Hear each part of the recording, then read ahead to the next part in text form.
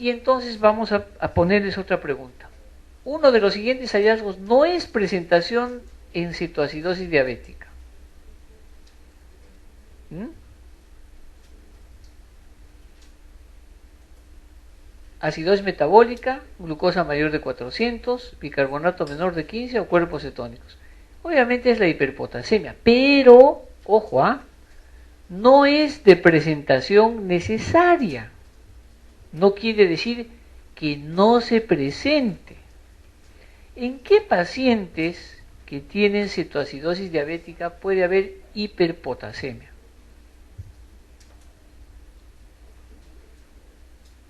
¿En todos los pacientes con diabetes puede haber cetoacidosis?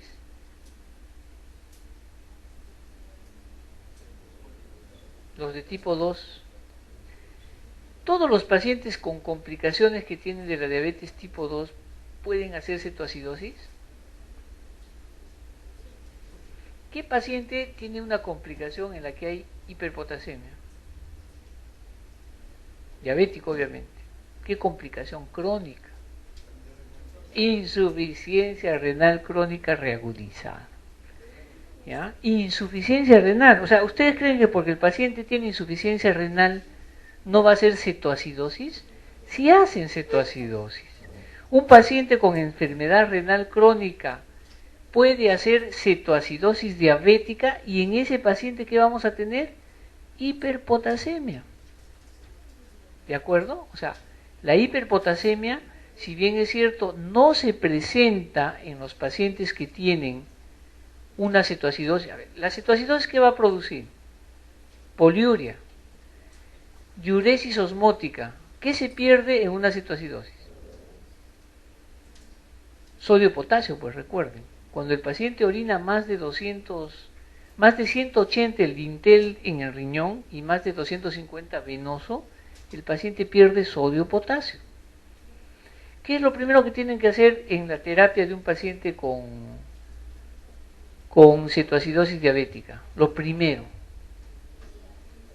hidratación. Lo segundo, corrección hidroelectrolítica. Porque si el paciente tiene hipocalemia, se te va a morir por una arritmia. ¿De acuerdo? Si tiene hiponatremia, también. O sea, lo primero que tiene que hacer de tratamiento es eso.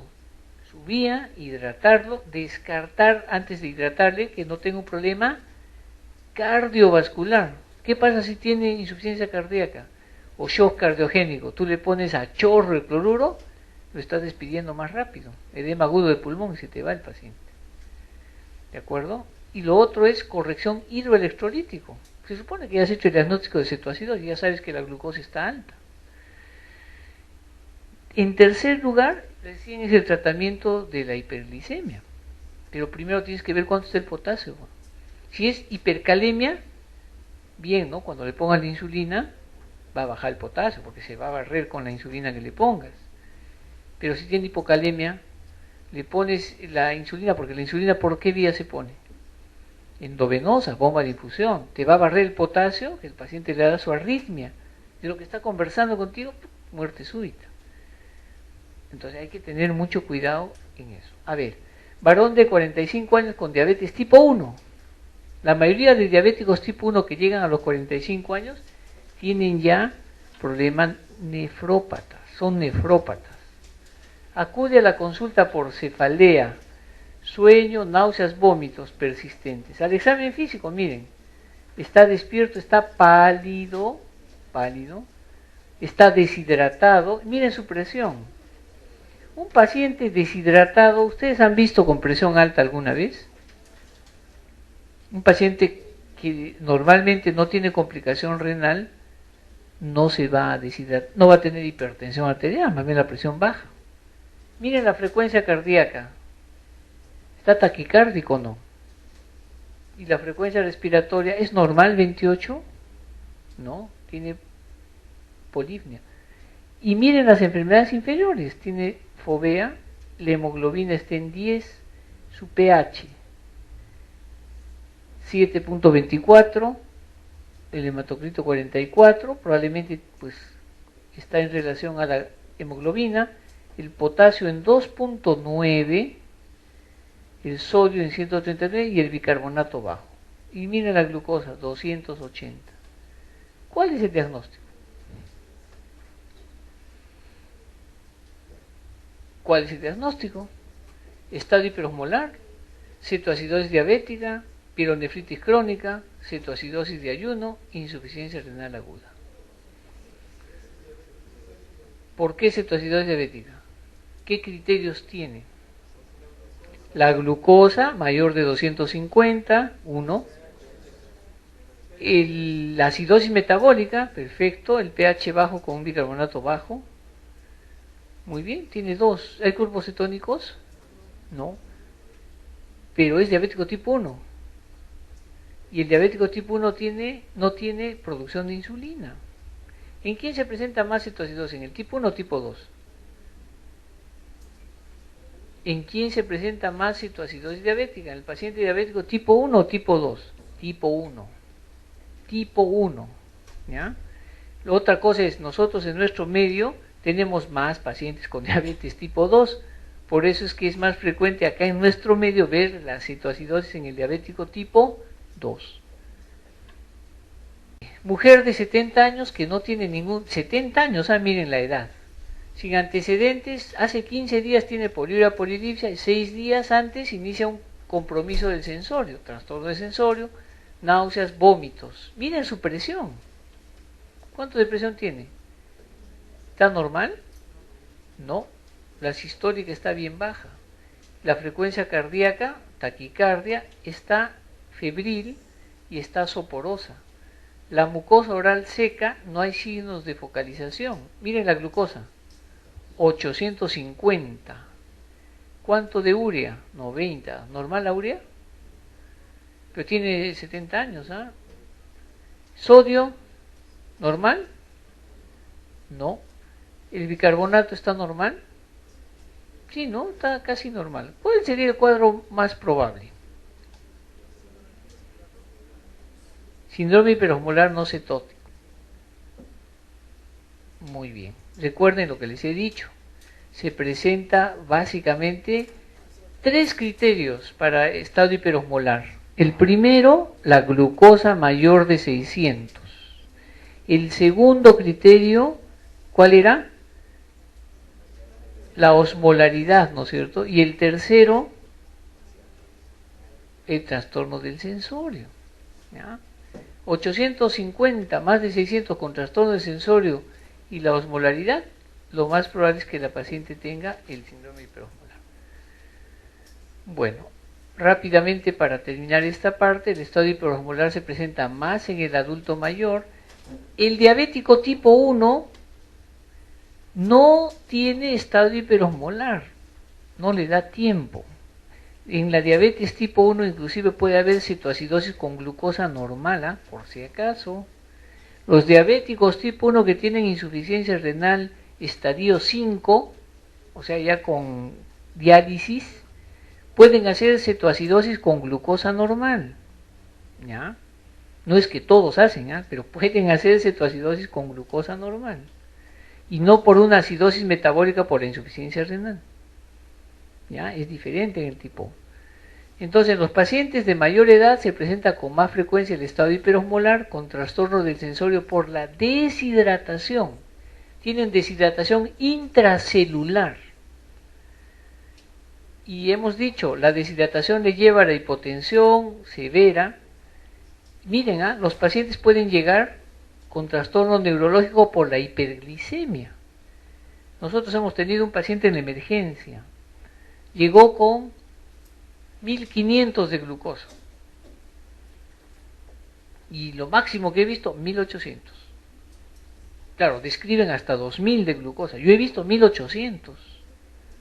Era cuando era residente. Era un paciente joven que tenía es un síndrome de Laurent-Montbild. Es un tipo de síndrome cromosómico. Retinitis pigmentaria. Tenía 5 deditos en las manos y en los pies. Hipogonadismo, retardo mental. Como tenía riesgo a diabetes familiar, llegó en un estado hiperosmolar mixto, o sea, cetoacidosis más estado hiperosmolar, 1800 de glucosa. En el año 2001 no teníamos bomba de infusión. La bomba de infusión éramos los residentes endocrinos. Estábamos sentados ahí, nosotros teníamos que quedarnos ahí y éramos la bomba. Teníamos que pasarle por vía endovenosa la insulina. Eso es lo máximo que he visto. Algunos describen mal. La última vez ha sido un paciente anciano que estuvo, falleció pues el paciente, estuvo en la emergencia con sepsis, llegó con 1300 de glucosa. ¿Y saben la osmolaridad cuánto tenía? 450 de osmolaridad. A ver, miren, este es otro ejemplo. Una paciente de 70 años que no tiene antecedentes de diabetes, ¿ah? Le llevan a la emergencia por presentar estado mental alterado con un cuadro de deshidratación severa. Lo que estamos haciendo es revisar las preguntas que hacen, ¿ah? No es una pregunta que a mí se me haya ocurrido, son preguntas de los exámenes, ¿de acuerdo? Entonces tenemos una paciente, por eso es que ustedes van a ver que es repetitivo, ¿no es cierto? No, pero el diagnóstico es el mismo, pero la pregunta es diferente. Entonces, lo que estamos haciendo es resolver las preguntas de los exámenes. Entonces, miren, anciana de 70 años sin antecedente de diabetes, llevada de emergencia por estado mental alterado y un cuadro de deshidratación severa. Y el familiar dice solamente tuvo poliuria, polidipsia. Entonces, acá tenemos que hablar de diagnóstico planteado. ¿Cuál es la posibilidad diagnóstica?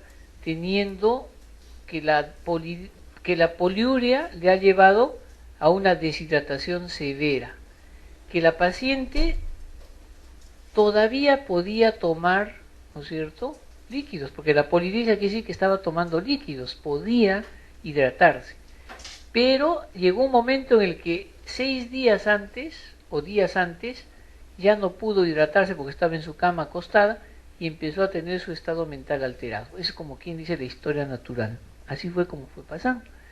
Entonces la probabilidad diagnóstica es, ¿será una diabetes tipo 1? ¿En qué paciente se presenta con más frecuencia diabetes tipo 1? En personas jóvenes. Hay dos curvas. La primera curva se da entre los 6 y los 9 años. La mayoría de los niños debutan a esa edad. La segunda curva cuando se acercan a la pubertad, ¿ya? O pubertad adolescencia, 13, 14, 15 años. Pero la pregunta es, ¿y se puede ver diabetes tipo 1 en personas ancianas? Sí, sí se puede ver, pero ¿qué dice la pregunta? La pregunta es lo más frecuente, lo más frecuente. Yo una vez tuve una paciente que tenía 72 años, la señora venía de Estados Unidos y era diabética. Entonces cuando la hospitalizamos porque tenía infecciones urinarias crónicas, estuvo en San Antonio, en una cama 10 me parece, y la señora hacía hiperglicemias y teníamos que darle insulina NPH 3 veces al día. 3 veces al día se utilizaba porque no tenía plata para una Lantus la señora. Controlábamos la hiperglicemia porque llevaba 400, 500, comía, se iba a 600. Con la insulina controló más o menos la glucosa, pero se iba a las hipoglicemias. 50, 40, suspendíamos la insulina, a los 2 o 3 días otra vez en 700, 600. Se comportaba como una diabética tipo 1. Así son las diabéticas tipo 1. Esa es la forma de comportarse.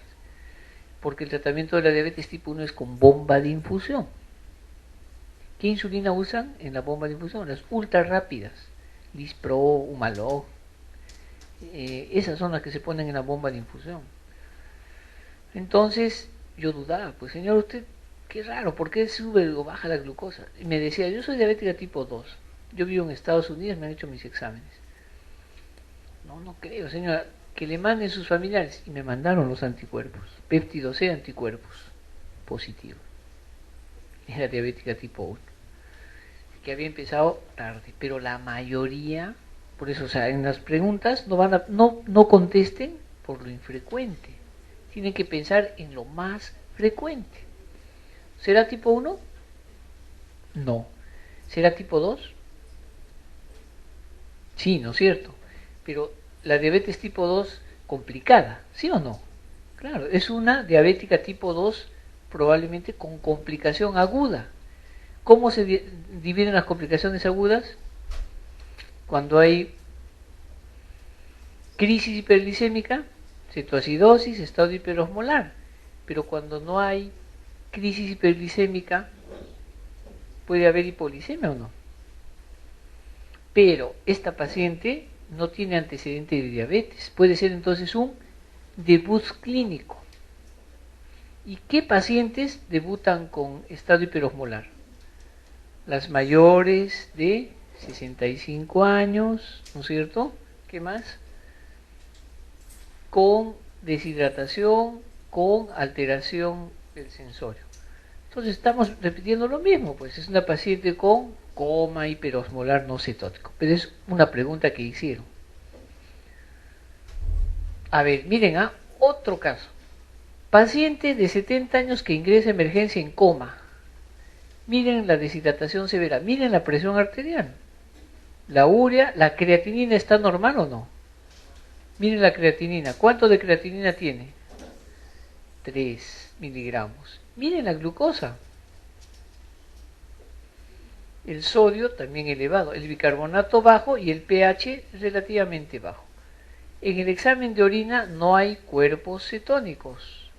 ¿Cuál es el tipo de coma más probable? Aquí hay dos posibilidades, ¿no es cierto? Puede haber coma por hiponatremia. ¿Ustedes han visto hiponatremia severa que les dé coma o no? ¿Puede haber trastorno de sensorio o no? Sí, claro, ¿no es cierto? La aminolisis pontina te da eso. Pero el sodio, ¿cuánto debería estar? Menos de 116, ¿no es cierto? 108, 107. Hemos visto trastornos de sodio. ¿Qué más? ¿Será una insuficiencia renal crónica? ¿Será una encefalopatía urémica? Pero miren la creatinina, 3. Una paciente con insuficiencia renal crónica, una encefalopatía urémica, me puede dar trastorno del sensorio también. Sí, pero la encefalopatía aparece cuando la creatinina es más de 9, cuando la urea está en 150, 200. Y no tendría la paciente que tener una glucosa en 900, sino una paciente diabética con insuficiencia renal, su glucosa ¿cómo está generalmente? Baja o normal.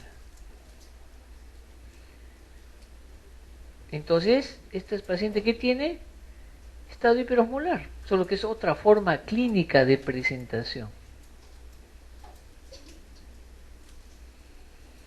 Un paciente adulto es traído a la emergencia por los bomberos.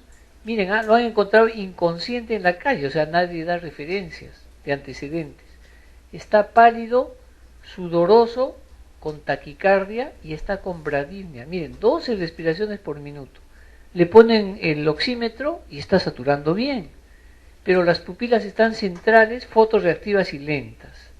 Su diagnóstico es coma por hiperglicemia, por hipoglicemia, por barbitúricos, por hipoxemia o es un estado de vigilia, por problema de estado de vigilia.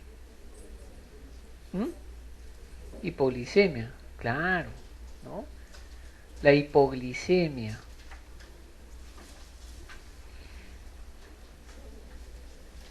La hipoglicemia tiene dos tipos de síntomas. Los síntomas que tienen que ver con el sistema nervioso central se denominan neuroglucopenia. Y los síntomas que tienen que ver con la hiperrespuesta autonómica tienen que ver con las catecolaminas. Miren todos los síntomas entonces de la hiperrespuesta. El paciente al inicio, ¿cuándo hablamos de hipoglicemia en un paciente diabético? Cuando está debajo de 70. Y puede haber hipoglicemia sintomática, hipoglicemia asintomática. Cuando la glucosa está por debajo de 70, digamos en 60, en 50, lo que se activa es el sistema simpático. Y entonces vamos a tener que a través del sistema nervioso va a salir primero. ¿Quién es la primera hormona contrarreguladora que sale cuando la glucosa baja? El glucagón, no se olviden. El glucagón es la hormona, incluso las hipoglicemias en los diabéticos tipo 1 se tratan con glucagón. ¿Cuál es la dosis de glucagón en los pacientes con hipoglicemia por insulina? 1 miligramo. ¿Endovenoso o subcutáneo de glucagón? Esto es lo que hay que colocarle. Después del glucagón, ¿cuál es la segunda hormona contrarreguladora más potente? El cortisol. ¿Ya? El cortisol. La tercera, en potencia, que a Margarito Machaguay le sobra, la hormona de crecimiento. Hormona contrarreguladora tercera en potencia. La cuarta, las catecolaminas. ¿De acuerdo? O sea, esas son hormonas contrarreguladoras. Y entonces estos síntomas que ustedes ven, palpitaciones y ansiedad y taquicardia, están dadas por las catecolaminas, pues. El aumento de las catecolaminas para sostener la glucosa producen todo esto. O sea, estos son consecuencia de que las hormonas contrarreguladoras están haciendo que el paciente no se muera por hipoglicemia. En estado de no hipoglicemia, ¿qué porcentaje de glucosa consume nuestro cerebro? 60%. Y en hipoglicemia, 95% de la glucosa se va al sistema nervioso central. Porque puede faltarte glucosa en el músculo del pie, pero no puede faltarte glucosa en el sistema nervioso, si no hay muerte cerebral. ¿Cuánto tiempo creen ustedes que cuando uno tiene un paro cardíaco, les dan tiempo para reanimar al paciente, sin que haya un daño secuelar? 5 minutos, ¿no es cierto? ¿Y cuánto tiempo cuando una paciente o un paciente tiene hipoglicemia es el tiempo para darle glucosa si no va a haber daño cerebral? Hasta media hora, ¿ya? Hasta media hora. Por eso es que hay pacientes que los encuentran, ¿no? Este paciente fue encontrado con hipoglicemia, no sé, dice que ha estado tirado ahí 5 horas. ¿Cuánto está su glucosa? 30. Uy, por suerte no se ha muerto. Se despierta el señor. Señor, ¿cómo se llama? No se acuerda. ¿Qué estaba haciendo? No se acuerda. Pero el paciente te dice, ¿sabe qué, doctor? Yo me acuerdo que hacía a los 5 años. Y este paciente tiene 70 años. ¿Ustedes se acuerdan qué hacían a los 5 años? No, no es cierto. Pero el paciente sí se acuerda. ¿Qué pasa? Que en la hipoglicemia se pierde lo que es la memoria reciente. Y la memoria antigua es la que aflora en ese momento. Nosotros tuvimos una paciente, una señora viejita que tenía un tumor en el páncreas, un insulinoma. Tenía como 90 años la viejita, bien paradita. Pero cuando tuvo el cuadro de hipoglicemia severa, la paciente cuando llegó a la consulta, era políglota. Hablaba 5 idiomas. Francés, alemán, inglés. Qué experta la señora. Cuando vino su hijo dijo, ¿qué le han hecho a mi mamá? ¿Por qué, señor? Está hablando el inglés, el esto, porque hace 20 años que ella ni se acordaba los idiomas, porque fue secretaria de un diplomático. El diplomático se la llevaba, dice, a pasear por todos lados, o sea, era su secretaria personal del diplomático. Ustedes entenderán entonces que tenía pues que aprender idiomas a donde iba. Pero que por motivos de, bueno, se casó, se quedó y ya pues sus hijos mayores fallecieron, le quedaban los últimos nietos, creo que, y la señora hasta los 90 años. Y entró era un insulinoma después de todos los estudios que le hicimos ahí en el hospital. No se operó por el riesgo cardiovascular, pero miren, tantas veces había hecho hipoglicemia que esa memoria antigua es la que afloró y nos hablaba muy bien en inglés, alemán, francés, feliz la señora. Entonces, eso es lo que se ve, ¿no? Entonces, todos estos síntomas que ven ustedes son por las catecolaminas. Pero si la glucosa baja por debajo de 30,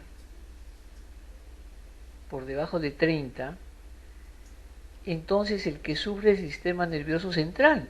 Y ahí sí hay que tener cuidado. Miren todos los síntomas que va a tener el paciente. Irritabilidad, confusión, convulsión, coma, puede llegar hasta y parecer un DCB isquémico. Llega el paciente y parece un déficit isquémico. ¿Qué le toma? ¿La presión, sí o no? ¿Qué causa? Miren, puede haber hipertensión o no. Claro, el sistema autonómico puede producir hipertensión arterial. ¿Cuánto está la presión? 180 con 100. Oye, no, miren, tiene parálisis, TSB, denle un antihipertensivo. Pero a nadie se le ocurrió preguntar si era diabética. Sí, pues era diabética y se le habían puesto su insulina.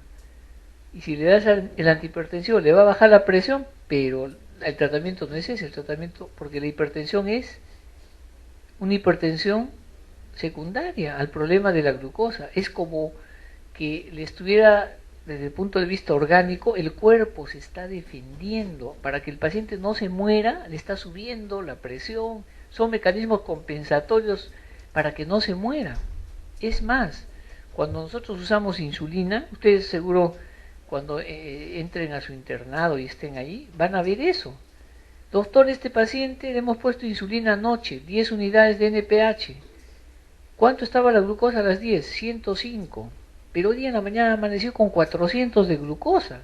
Muy alto, ¿no? Hay que aumentarle la glucosa en la noche a 20, 30 unidades. Eso se llama hiperglicemia poshipoglicemia.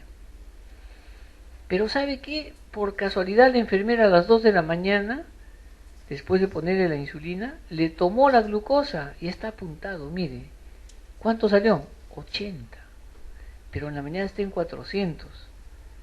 Ese es el fenómeno de Somogyi. S-O-M-O-G-Y. Somogyi. ¿Qué es el Somogyi? Hiperglicemia ante una hipoglicemia por insulina. Es decir, el sistema nervioso y ¿qué ha hecho? Ha disparado tanto la glucosa, o sea, lo último que le quedaba de efecto hiperglicemiante para que no se muera el paciente.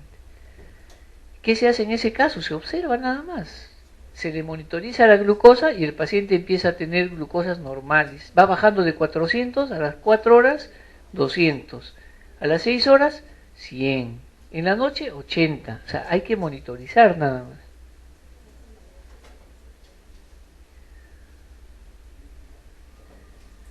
Muy bien, pero hay otros casos de hipoglicemia, miren acá. Todos estos que ven ustedes acá son los casos de hipoglicemia. Miren, todas las causas de hipoglicemia. ¿Cuál es la causa más frecuente de hipoglicemia? Y está escrita acá. Alcoholismo. Todos los que toman, no comen. ¿Sí o no? Cuando los sábados en la noche, hoy vamos a bailar, a la discoteca, a tomar, nadie se preocupa en comer. Por resaca puede ser, ¿no? Pero miren, yo he tenido pacientes que se han muerto de hipoglicemia por alcoholismo agudo, en emergencia. Pacientes que llegaron con acidosis metabólica por intoxicación alcohólica. La otra causa menos frecuente es insulinoma, la cirrosis, la sepsis o el uso de inhibidores MAO. Entonces la hipoglicemia, ¿no es cierto? ¿Cuándo se presenta la hipoglicemia? Se supone que nosotros tenemos glucógeno almacenado, ¿sí o no? Toda la glucosa que no utilizamos la almacenamos en forma de glucógeno. Y entonces, cuando una persona va a tener hipoglicemia, ese glucógeno almacenado lo vamos a utilizar. Y eso se llama glucogenólisis. Glucogenólisis. Y si falla y ya se agota toda la glucosa, entonces nuestro organismo es sabio. Hay dos órganos que producen glucosa. ¿Cuáles son? El hígado, gluconeogénesis, formación de nueva glucosa. Y el otro es el riñón. ¿Ya? Por eso es pues que los pacientes que tienen cirrosis tienen hipoglicemia. Los pacientes que hacen insuficiencia renal crónica en el riñón tienen hipoglicemia. Esas son las causas de la hipoglicemia. ¿El alcohol qué hace? El alcohol pues lo que hace es inhibir la gluconeogénesis a través del NAF. ¿Se acuerdan del NAF? El nucleótido adenosín, el NAF. Ese NAF es el que se altera cuando está el alcohol en el hígado. Entonces, es importante que recuerden lo siguiente, es como una mnemotecnia, ¿no? Otras causas, por ejemplo, de hipoglicemia, las más frecuentes, ¿no? Esta es una mnemotecnia. El panhipopituitarismo es otra causa de hipoglicemia. Si yo tengo un paciente, a ver, causas de hipopituitarismo, vamos a ver más adelante, pero hay algunas causas. ¿Se acuerdan del Sheehan? ¿Qué es el Sheehan? El Addison es diferente. El Addison es el primo hermano del Sheehan. ¿El Addison quién es? Insuficiencia suprarrenal primaria.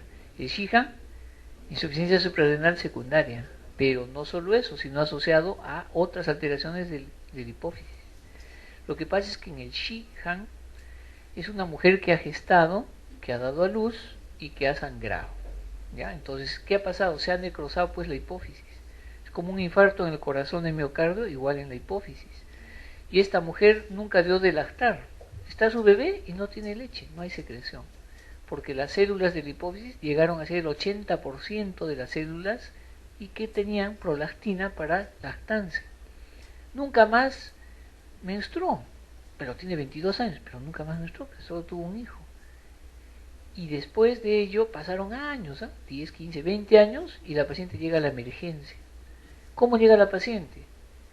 Llega chocada, 8,5 de presión, toda edematosa, no tiene insuficiencia renal. Le examina, pero sí tiene una voz ronca, ¿no? Le tocas la piel, es fría, no tiene fovea, el cabello se le ha caído y no tiene vello en las axilas ni en el pubis. Tiene 35 años. Y las mamas se han hipopigmentado y parece que fueran mamas de una mujer de 70 años y no de 35 años. Te está diciendo entonces que tiene hipopituitarismo. ¿Y cuál fue la causa del ingreso? Hipoglicemia. Le tomaron la presión 8,5, pero la paciente estaba conversando y está fría. Temperatura 35 grados, 36 grados. El sodio 130. Ese es un Sheehan, por si acaso. Y yo puedo hacer diagnóstico. Y he hecho diagnósticos de Sheehan yendo y preguntándole a los hijos. Y esta señora tiene tal cosa. ¿Cuántos hijos tuvo? Tantos. En la cesárea, sí, yo soy la hija.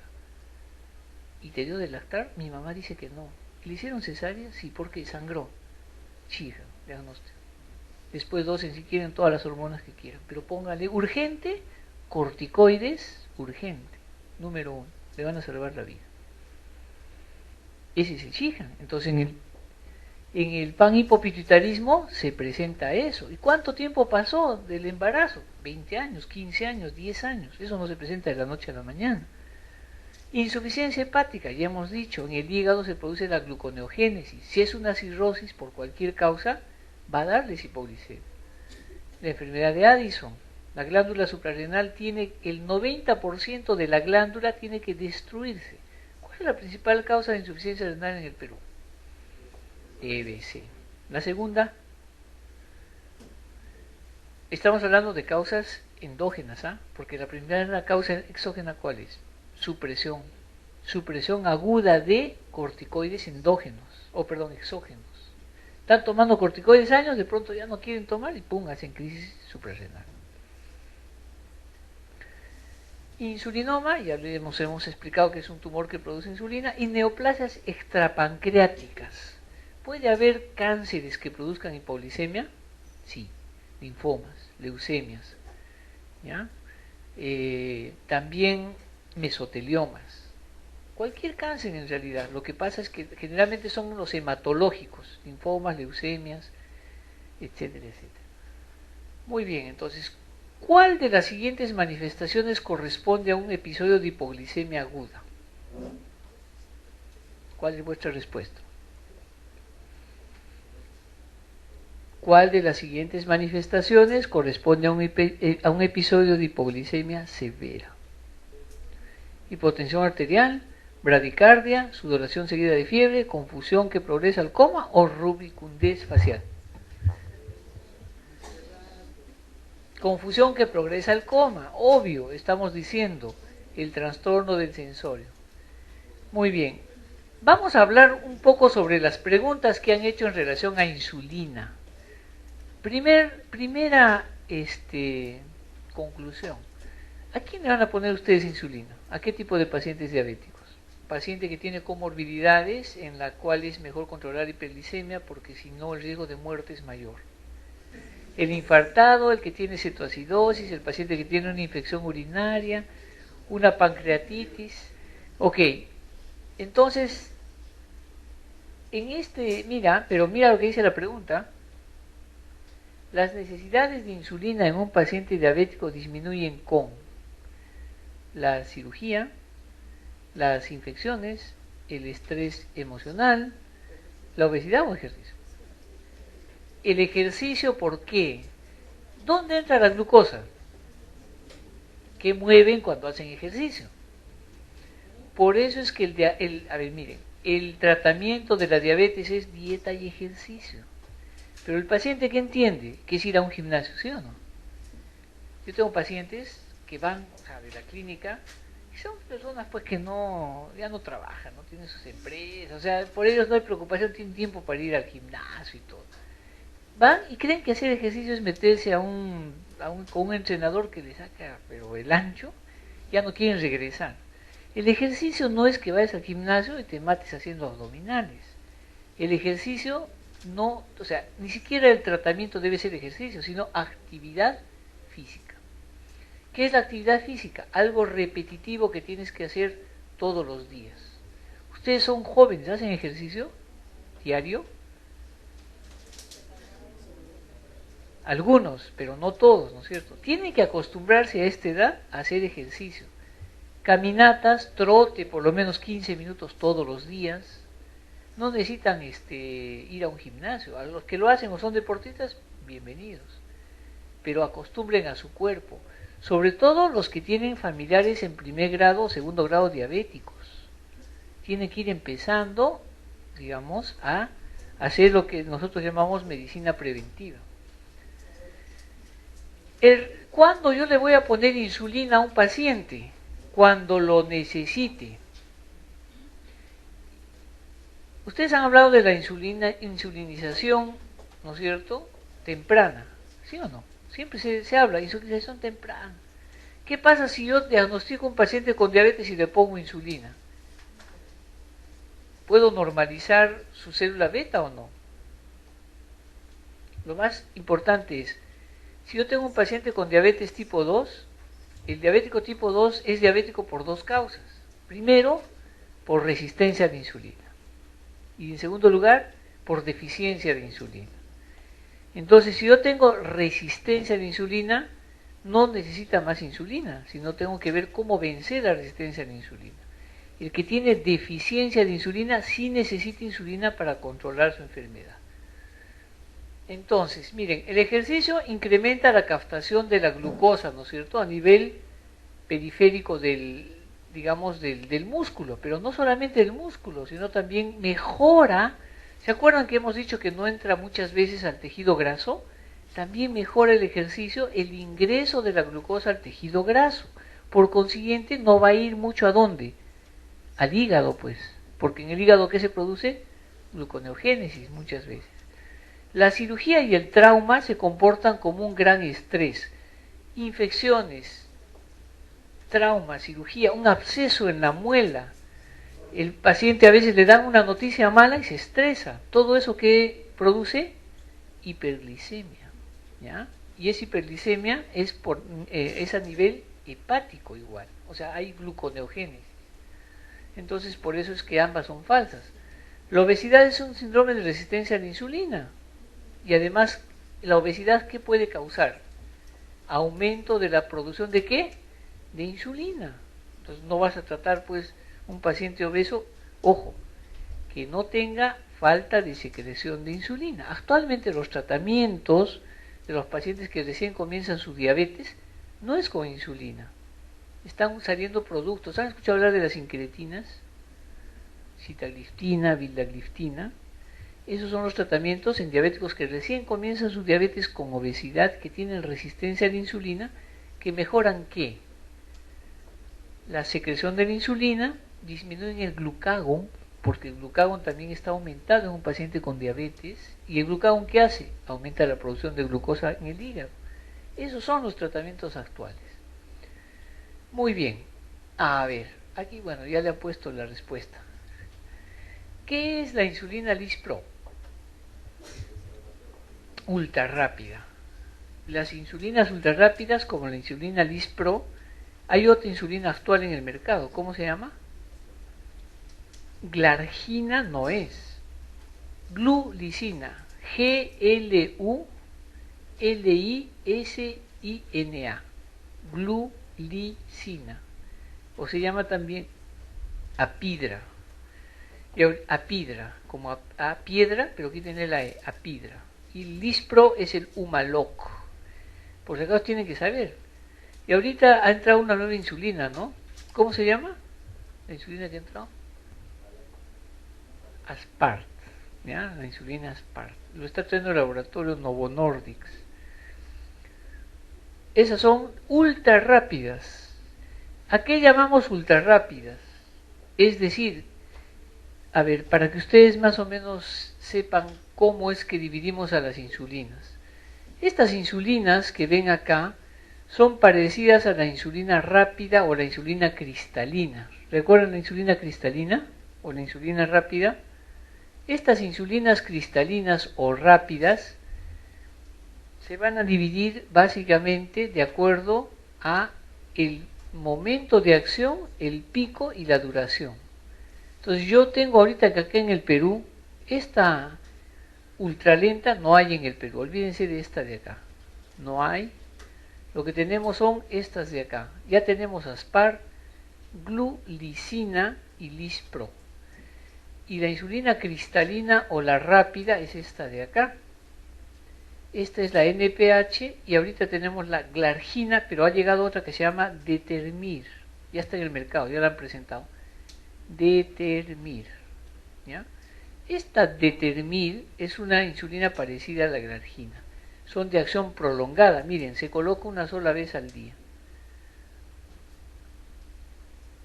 Cuando nosotros utilizamos la insulina regular, la insulina llamada cristalina, acá vamos a ver, esta es la insulina cristalina, miren. Esta es la insulina Aspart, al igual que la glulisina y la Lispro. Esta es la NPH, ¿se acuerdan que se pone 2 veces al día? Nosotros hemos puesto hasta 3 veces al día. ¿Por qué? Porque queremos que haya siempre insulina. Y la Glargina o la Determir, D-E-T-E-R-M-I-R,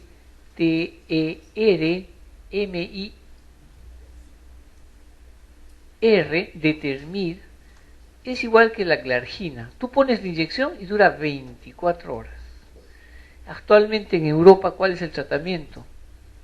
O sea, lo fisiológico, o sea, si me dicen a mí, usted va a usar insulina y tiene que parecerse a lo fisiológico, a lo que un paciente, o mejor dicho, una persona que no tiene diabetes. Yo tendría que utilizar la Glargina, porque esto se llama insulina basal. Siempre va a haber insulina. En los pacientes con diabetes tipo 1, ¿saben dónde está la insulina? Acá, no hay. No hay insulina, pues no hay producción. En los tipo 2 está acá abajo. Entonces, si yo le pongo insulina Glargina, en el paciente normal está así. Todo el tiempo hay insulina. Es una sola insulina. Lo que pasa es que cuando uno come, se sube la glucosa y la insulina normal tiene que subir para bajar la glucosa. Después se normaliza la glucosa y la insulina vuelve al valor normal. Almuerza, se sube la glucosa, la insulina tiene que subir para bajar la glucosa después normal. En la noche estamos durmiendo y la glucosa no sube porque hay insulina todo el tiempo. Esto se pierde en el diabético tipo 1. En el diabético tipo 1 está acá, no hay. Entonces tengo que ponerle 2 tipos de insulina. No es que en el cuerpo se produzcan 2 tipos, no, es un solo tipo. Pero nosotros todavía no hemos desarrollado, nuestra civilización humana no ha desarrollado una sola insulina que solita suba, no. Tenemos que poner 2 tipos de insulina para imitar la insulina que se produce mientras no comemos y la insulina que debe subir cuando nosotros comemos. ¿Saben cuántas veces tienen que inyectarle la insulina a un paciente diabético tipo 1? que no tiene bomba de insulina todas las veces que coma. Todas las veces que coma. Es decir, el desayuno le da hambre a media mañana, come, tiene que ponerse insulina. Va a almorzar, insulina. Le da hambre entre el almuerzo y la cena, tiene que ponerse insulina. O sea, 6, 7 veces insulina. Y en la noche se pone una para la noche, pues. Por eso está la bomba de infusión. La bomba está conectada a la célula, a la vena porta. Cuando el paciente come, solita la insulina se programa. El paciente que usa bomba, yo tenía una paciente que llegó hace poco de Francia con su bomba de infusión. Llegó y me dijo, doctor, tengo una bomba de infusión. Así, a ver, porque así nomás no viene. Acá no tenemos bomba de infusión. Para empezar, no hay ni 100 diabéticos tipo 1 en el Perú. Son menos, por si acaso. Más son los diabéticos tipo 2. Y el que tiene diabetes tipo 1 necesita bomba de infusión. Porque no va a manejar bien la glucosa. Te hace hiperglicemias y policemias. Entonces, la pregunta esta de acá, ¿cuál es la que hace un pico? La Lispro. ¿Cuánto tiempo demora la Lispro? 2 horas. Miren, pico de las insulinas ultra rápidas. ¿Qué cosa es el pico? Producción de insulina, comió el paciente, subió la insulina, dura 2 horas y después cae. ¿Por qué se da esto? La insulina, cuando ingresa a nuestro cuerpo, la insulina rápida, tiene 6 pedazos, pero no estos 6 pedazos entran enteros. ¿Por qué al paciente le decimos que espere media hora? Pues, ¿no es cierto? 20 minutos o media hora antes de los alimentos, la insulina rápida se tiene que colocar, o la insulina NPH, ¿sí o no? ¿Por qué le decimos que espere 20 minutos o media hora? Porque desde que le ponemos a la piel hasta que vaya al tejido sanguíneo, o sea, al capilar, tiene que partirse en 6 pedazos y recién actuar. Estas insulinas no. Ingresa la insulina al tejido celular y se parte en 6 pedazos. Es decir, las insulinas rápidas rápidamente actúan, no hay que esperar. Es más, el paciente está comiendo y después se puede poner insulina. En cambio, cuando ustedes comen algo, la glucosa ni bien entra a la boca, se dispara. Y ese hecho de que la glucosa suba es lo que produce el daño.